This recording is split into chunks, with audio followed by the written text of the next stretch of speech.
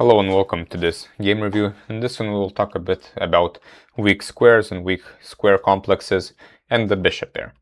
So it started quite normally with the Slav defense. Usually we should try to activate our pieces as actively as possible, so the bishop usually goes to d3 to support some f5 movement.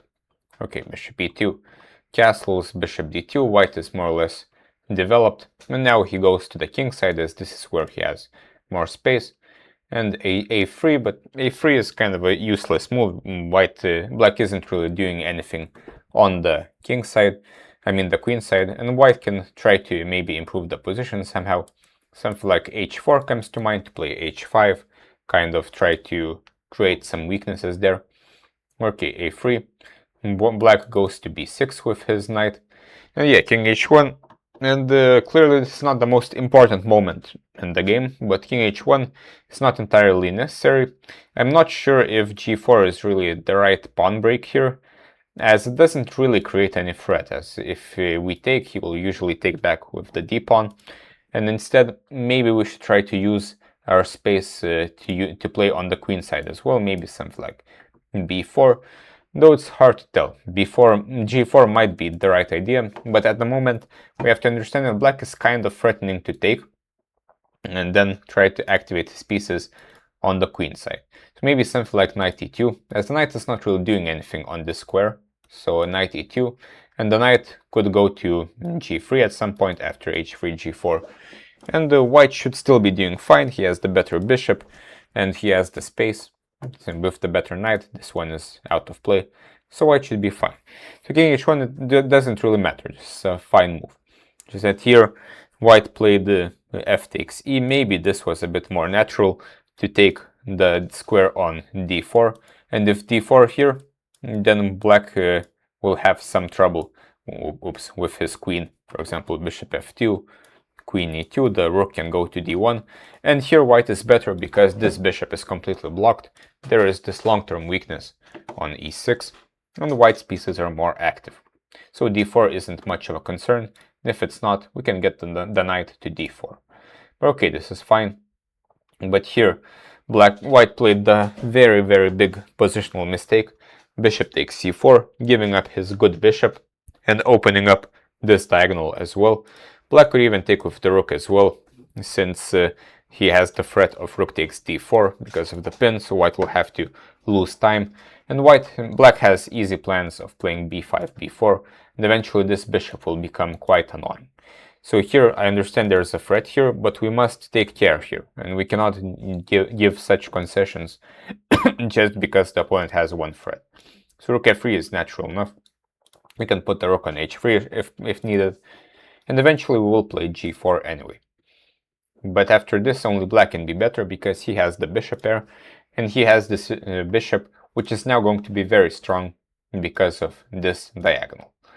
So rook c2, and yeah, maybe rook d1 should have been played to support the d5 push as quickly as possible. For example, bishop c6. White should try to get some kind of counterplay as soon as possible. For example, after this, there is the move e4, with the point that here we could take on e4 because of the pin. And black doesn't have this bishop, it's a blocked bishop at the moment. White is down a pawn, but at least he has some squares. Black's king is a bit weak, so there's some kind of counterplay. But rook c2, now b5 is a nice move. Black has the simple majority on the queen side, so he can go create a passed pawn, while white's majority here cannot really move. So more or less white is down a pawn, not to mention there is this huge bishop which is about to occupy a very good square. Bishop d2 here, and d4 white looks for a dynamic counterplay, takes, and bishop e4. So for the moment black has won a pawn, but the pawn is not exactly very strong, and the white can try to get it back slowly, but not with d5, as d5 doesn't really get the pawn back. Instead, here we cannot take because of mate, but white can play the move rook d1, defending for mate. Now the threat is to take here, and if white takes, then he will be more or less fine because he can play d5 to create his own passed pawn, and black can't really defend. For example, queen f4, there's rook f1, if the queen stays defending, then g3 and the queen will have to go somewhere else, and we can take this pawn. Also, there are other ideas of taking e6 at some point as well. But d5 simply doesn't win the pawn back. Black plays c3, which is kind of insane to not take this pawn, with white has to take back. And for example, here again, white doesn't threaten this pawn. Black can do more or less anything. Rook d8 comes to mind to get the open file, and something like this, which you analyzed.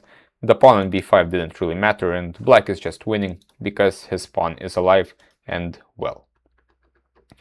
But c3, white takes, rook takes, and d6. So now white is allowed to have a protected passed pawn on d6, which was quite insane to allow, but such is chess. And rook takes a3. Black has two connected passed pawns, but they are very far away from queening, and now white is close to winning. And rook d1 is a very nice prophylactic move. Now the first rank is defended, and black is more or less lost. He continues wasting time with moves like a6. White picks up the pawn, and here queen b7. But queen b7 was a bit maybe abstract. Probably white should focus on his pawn a little bit. For example, queen d3. And it's hard to say who's stopping d7 and then queen d6, for example. Okay, queen b7, but now black had a very nice move, which is also very instructive, putting the rook behind the passed pawn with rook d4. The rook can of course not be taken, and the white has to spend time moving the rook.